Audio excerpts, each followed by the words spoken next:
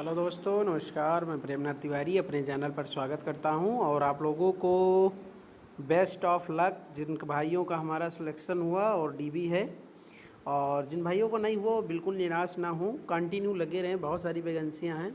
अब जिसकी एज निकल गई है उसके लिए तो सॉरी भाई, मैं क्या कर सकता हूं। बट जितनी और वैकेंसियाँ आती हैं मैं बराबर प्रॉपर आप लोगों को बताता रहता हूँ। तो आप लोग देखिए, इसमें Hindustan aeronautic limited Koraput division का गवर्नमेंट ऑफ इंडिया इंटरप्राइजेस से, ठीक है, ये उड़ीसा का अभी निकला हुआ है। तो आप लोग देखिए, इसमें ऑपरेटर जो वेल्डिंग का है, इसमें सबसे पहले दिया है डेट 11/4/2024 दे रखा है इसने, जो रिलीज हुआ है, ठीक है। तो इसमें देखिए लिखा है list of candidates provisionally short listed for document verification of professional non executive cadre HAL Koraput division tenure basis, ठीक है। तो रिटर्न टेस्ट का ये जो संपूर्ण हो गया है, तो डीबी के लिए बुलाया है 7/4/2024। तो अब आप लोग देखिए, 7 को पेपर हुआ और 11 को इसका रिलीज हो गया कि डीबी होना। देखिए बहुत तगड़ा काम हो रहा है। अभी इसमें देखिए ऑपरेटर वेल्डिंग में कितने भाई लोग हमारे, 7 भाई लोग हमारे इसमें जो है पास हुए हैं, जो कि रूल नंबर इसमें मेंशन है, नाम मेंशन है और डेट ऑफ बर्थ, ठीक है। तो नाम मैं पढ़ दे रहा हूँ और अपना आप लोग देख लीजिएगा आराम आराम से, आहिस्ता आहिस्ता इसमें करके ठीक है। तो ये हमारे हैं भागवत और चैतन्य हैं, प्रसाद हिंदू हैं, और कैलाश, रामदास, स्वरूप और त्रिलोचन दास, ठीक है। ये नाम है बिल्डिंग वालों में। फिर आ गया हमारा फिटिंग, ठीक है। तो इसमें हमारे हैं भावानी और भगत राम और दामू, दीपक और मंगराज और नेहिमैन और सतीश कुमार, सावन कुमार और शिबुन, शिशिर कुमार, ये नाम है फिटिंग में, ठीक है। मैकेनिकल में देखें विकास, डी विजया, गगन बिहारी, लिंगाराज पुजारी, नासिब और पृथ्वी हो गए, और राजेंद्र हो गए, संजीत हो गए, शेख मोहम्मद, जियाउल हक हो गए और सुमित तिग्गा, ठीक है। इतने लोग जो है मैकेनिकल में। इलेक्ट्रिकल में देखिए टेक्नीशियन में झराना बुड्ढा का और लक्ष्मण बसे का, ठीक है। ये लक्षण का बसे का हो गया 2 ये इलेक्ट्रिकल में। फिर ये फिटर में देखिए, इंजन फिटर में ये बारुण दुबे, प्रभात कुमार गिरी, संतोष कुमार साहू और सुबीर कुमार का, ठीक है। टेक्नीशियन इलेक्ट्रिकल फिटर में नॉन फाउंड सुटेबल, इसमें किसी का पोस्ट शायद नहीं निकला था। सिक्योरिटी गार्ड में इसमें भी नहीं है, ठीक है। तो आप लोग जो है ये डेट ऑफ बर्थ दी गई है, तो लिखा गया नीचे important note, schedule date for document verification will be intimate shortly the above candidate through email. Email पे आपके आएगा कि किस डेट को आपका डीबी है, ठीक है। तो आप लोगों के लिए बेस्ट ऑफ लक, और आप लोगों को मैं बताऊं कि आप लोग ऐसे ही मेहनत करते रहिए, आगे बढ़ते रहिए। Best of luck. जय हिंद, जय भारत।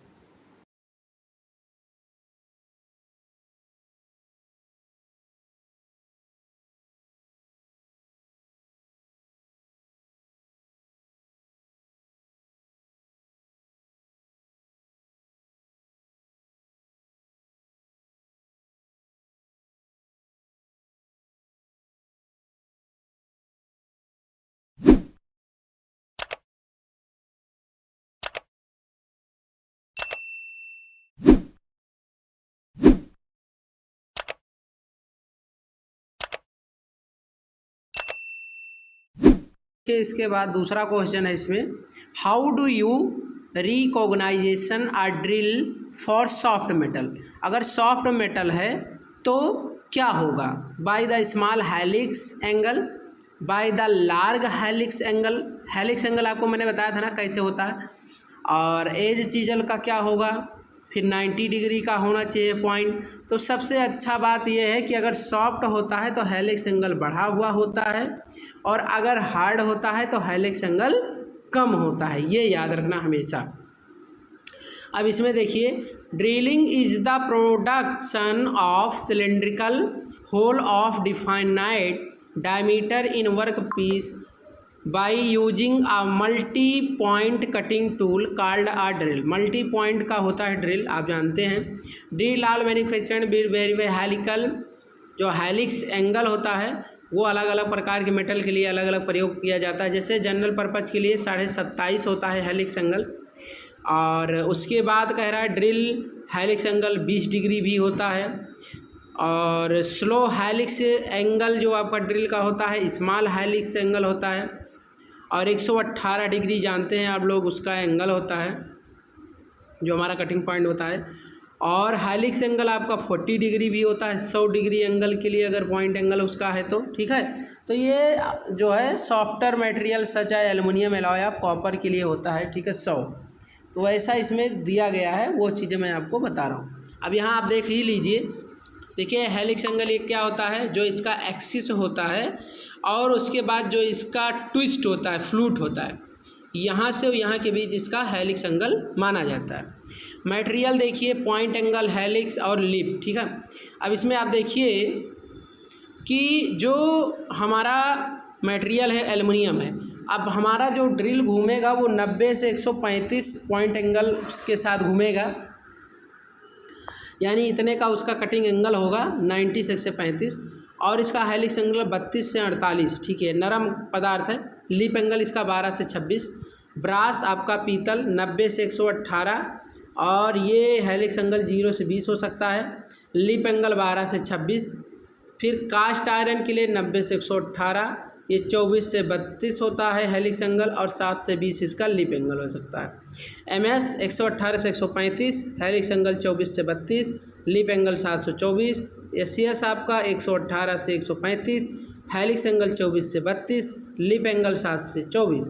फिर प्लास्टिक का 60 से 90 हो सकता है पॉइंट एंगल, और हेलिक्स एंगल 0 से 20 हो सकता है, 12 से 26 आपका लिप एंगल हो सकता है, ठीक है। तो आप लोग इसको एक बार स्क्रीनशॉट ले लेना और उसके बाद याद करना, ठीक है। नेक्स्ट चलता हूँ क्वेश्चन।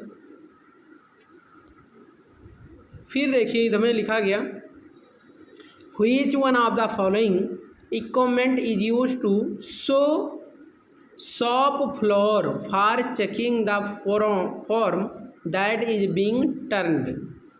अब देखिए इसमें कहने का मतलब ये कि अगर कौन सा ऐसा इक्विपमेंट है जो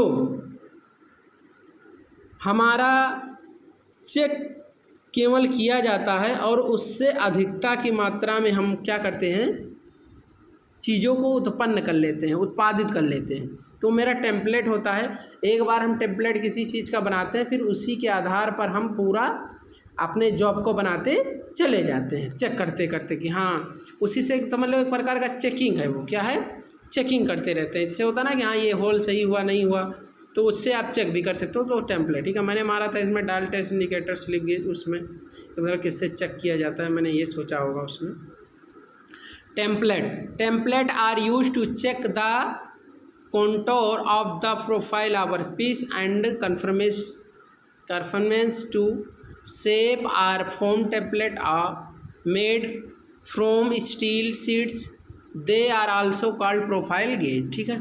benefit of templates, to avoid repetitive measuring and marking the same dimension and where many identical parts are required, to avoid unnecessary wastage of material and from the information given on drawing it almost impossible to anticipate exactly where a begin a order that a complete layout can be economically और accommodated, ठीक है।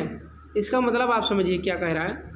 जैसे देखिए ये template आपको दर्शाया गया है, एक बार इससे बना लिया गया, उसके बाद फिर बार बार कुछ करने की ज़रूरत नहीं होती है। आप बार बार उससे कोई भी चीज़ें, मतलब एक ही टेम्पलेट बनाने के बाद आप उससे अधिक से अधिक संख्या में जॉब को बना सकते हैं, उसी आकार में, उसी साइज का और उसी जगह पे होल करके, ठीक है। बार बार आपको मार्किंग, पंचिंग, मल्टीमीडिया ये सब चीज़ों का प्रयोग नहीं करना पड़ेगा, ठीक है, कि मीडिया वगैरह लगाओ, घंटा बहुत ज़्यादा टाइम लग जाता है। तो ये हो गया। फिर आप देखिए इधर कि दूसरा क्वेश्चन देखिए इसमें, the tensile strength of a metal is use ability to resist factor when subjected to tensile load or tensile strength of metal are expressed in. अब देखो जो आपका टेंसाइल स्ट्रेंथ होता है उसका आपका क्या होता है फार्मूला, तो आप लोग यूनिट को याद रखिएगा, न्यूटन प्रति एम स्क्वायर होता है। कहीं न्यूटन मीटर मैंने मार दिया था, न्यूटन एम स्क्वायर होता है, यानी न्यूटन प्रति या बटे या अपॉन जो भी आप कह लीजिए, तो एम स्क्वायर होता है, ठीक है। फिर उसके बाद ये देखिए यहाँ भी लिखा गया, the tensile strength of metal are expressed, जो न्यूटन प्रति एम स्क्वायर, ठीक है। ये हो गया, समझ में आ गया स्ट्रेंथ मेथड का क्या एक्सप्रेशन होता है। अब अंतिम क्वेश्चन है 60वां है, a point to point control system is suitable for which one of the following application. तो आप देखिए कह रहा point to point control system, यानी point to point control system suitable किसके लिए है 1/, तो इनमें से एक है ड्रिलिंग। क्या है? ड्रिलिंग। उस समय मैंने मारा नहीं, मुझे समझ में नहीं आया था शायद। A point to point control system is suitable for which one of the following application, इनमें से कौन सा है, तो ड्रिलिंग है। कैसे? Point to point PTP control system when, जब ओनली केवल द एंड पॉइंट, जो इसका अंतिम बिंदु होता है movement of the tool are important, जब तक शुरू से लेकर अंत तक पूरा जाता नहीं है, यानी ये गहराई में नहीं पहुंचता, तब तक पूरी अच्छे तरीके से ड्रिल हो नहीं पाती है। Path follow it the full the between and point movement of the not important is called point the point control system. अब देखिए इसमें PTP control system only one axis movement of tool of sufficient, ठीक है। जैसे example के तौर पे बताया है drilling, reaming, tapping, boring, spot welding, punching and blanking, ठीक है, एक्सेट्रा एक्सेट्रा, बहुत सारी चीज़ें। इंपॉर्टेंट पॉइंट्स दिया गया है, straight line control system, in addition the end point movement of tool path followed by the tool is also important, and if is the straight line path is called a straight line control system, ठीक है। और here two axes simultaneously movement is required, ठीक है। अब ये देखिए ना, starting point ऐसे बढ़ा, फिर टूल का पाथ इस तरीके से, ऑपरेशन प्रेफरेंस ऐसे दिया गया, फिर एक आपका हो गया कंटूर, आपका कंट्रोल सिस्टम, ठीक है। तो ये आपके रहे क्वेश्चन, आप लोग ज़रूर बताइए कमेंट में कैसा लगा आप लोगों को, और हमारे चैनल पर पहली बार सब्सक्राइब कर लीजिए अगर आए हैं, और शेयर कीजिए, कमेंट कीजिए, लाइक कीजिए। जय हिंद, जय भारत। तो नमस्कार, आज अध्याय 3 हम करेंगे। 50 के बाद जो क्वेश्चन बचे हुए हैं उनको करेंगे, ठीक है। तो आप लोग तैयार रहिए, कॉपी पेन उठा लीजिए आप लोग, और अपना नोट्स बनाते चलिए, क्योंकि ये काम बहुत आने वाला है, आगे परीक्षाएं अभी इसरो की भी हैं, तो आप लोग ज़रूर इसको नोट करके एक बार ज़रूर याद कर लीजिएगा। चलिए शुरू करते हैं। देखिए मैंने यहाँ तक कर लिया था, डॉली टूल से और ड्रिप टूल तक, ठीक है। ये सारी बातें डिस्कस हो गई थी पिछली वाली वीडियो में। हम नेक्स्ट चलते हैं, तीसरा राउंड है। लिखा है name the file which is used for sharpening the teeth of wood working saw, ठीक है। अब इसमें एक आ गया रिफलर फाइल, क्रॉसिंग फाइल, मिल्सा फाइल और बैरेट, ठीक है।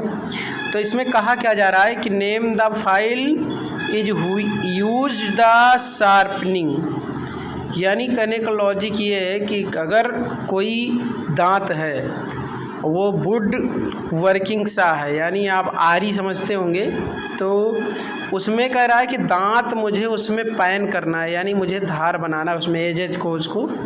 तो क्या कौन सी फाइल हम यूज करें, तो उसमें हम मिल्सा करते हैं। क्या करते हैं? मिल्सा। थोड़ा देख लेते हैं इसका definition. Mill saw file are usually flat and have square or rounded edge. सबसे पहले ख़ास बात तो ये है कि इसकी जो एजेज होती हैं वो राउंडेड होती हैं, फ्लैट, ठीक है। There are use for sharpening and teeth of wood working saw and available in the single cut. ये सिंगल कट की होती है, यानी मिल सा जो हमारी फाइल है वो होती है सिंगल कट की, ठीक है। दूसरी फाइल हमारी आती है बैरेटर। तो ये बैरेट कौन सी है? The file has a flat triangular face. इसका फेस कैसा होता है बैरेट का? ट्राइंगुलर होता है और with teeth on the wide face only. It is use for finishing sharp corner. ये कॉर्नर को साफ करने के लिए इसका प्रयोग किया जाता है, यानी ये तिकोनिया टाइप की होती है, ठीक है। बैरेट याद रखना, बैरेट फिनिशिंग शार्प कॉर्नर के लिए यूज की जाती है, ठीक है। और मिल अभी आपने देखा तो वो सिंगल कट होती है, ठीक है, और राउंड होती है, थोड़ा फ्लैटनेस और राउंड, ठीक है। जो लिखा गया है मैं उसके बारे में सिर्फ बात कर रहा हूँ, ठीक है। फ्लैट और स्क्वायर, ठीक है। फिर आगे चलते हैं रिफलर, जो रिफल की तरीके से होती है, छोटी छोटी होती है, तो डाई सिंकर्स में इसका यूज किया जाता है। These file are use for die sinking, engraving and in silver smith. जो हमारे चांदी सोना वाले होते हैं ना, तो उनको भी इसका काम पड़ता है। छोटी छोटी फाइलें होती हैं एकदम महीन, इसलिए इनको रिफलर बोला जाता है। तो ये यूज होती हैं वहाँ रिफलर। और क्रॉसिंग जो हमारी होती है, it is use in place of a half round file. ये हाफ राउंड फाइल होती है, हाफ राउंड आप लोग समझ रहे होंगे। तो ये हाफ राउंड हो गया, और half round file each side of the file has different curve, ठीक है। अलग अलग कर्व को घिसने के लिए या रेतने के लिए इसका यूज किया जाता है। क्रॉसिंग यानी ये होता है आपका कर्व, क्रॉसिंग कर्व, ठीक है, कर्व आकर हाफ राउंड फाइल होती है, हाफ राउंड, ठीक है। अच्छा, फिर ये आप लोग समझ गए होंगे, इस फाइलों के बारे में जानकारी हो गई होगी। नेक्स्ट चलते हैं। After threading a hole by a tap, it was found that the crest of the thread was not formed completely. The defect is due to। अब ये क्या कह रहा है? कह रहा है कि अगर थ्रेडिंग के बाद होल में अगर टैप जाए तो आप क्या पाएंगे कि उसका क्रेस्ट कैसा हो जाएगा कम्प्लीटली होने के बाद। तो होल साइज जो होती है वो साइडली हो जाती है मोर than the tap drill size. यानी जो ड्रिल साइज होती है, तो जो हमारा ड्रिल साइज होता है उससे हमारा जो टेप होता है, टैप, तो टैप जो होता है वो क्या होता है? कम होता है। यानी उस होल से हमारा हल्का ये कम होता है, और कम होने के बाद ये क्या करता है कि उसमें थ्रेड बनाना शुरू करते हैं हम लोग। अगर कम नहीं होगा, ज़्यादा होगा ना, तो बड़ी मशक्क़त से चलेगा, ठीक है। बस बहुत ज़्यादा डिफरेंस नहीं होता है, बस इतना होता है कि हाँ आसानी से उसमें जाके और वो अपना थ्रेड कर सके, है ना।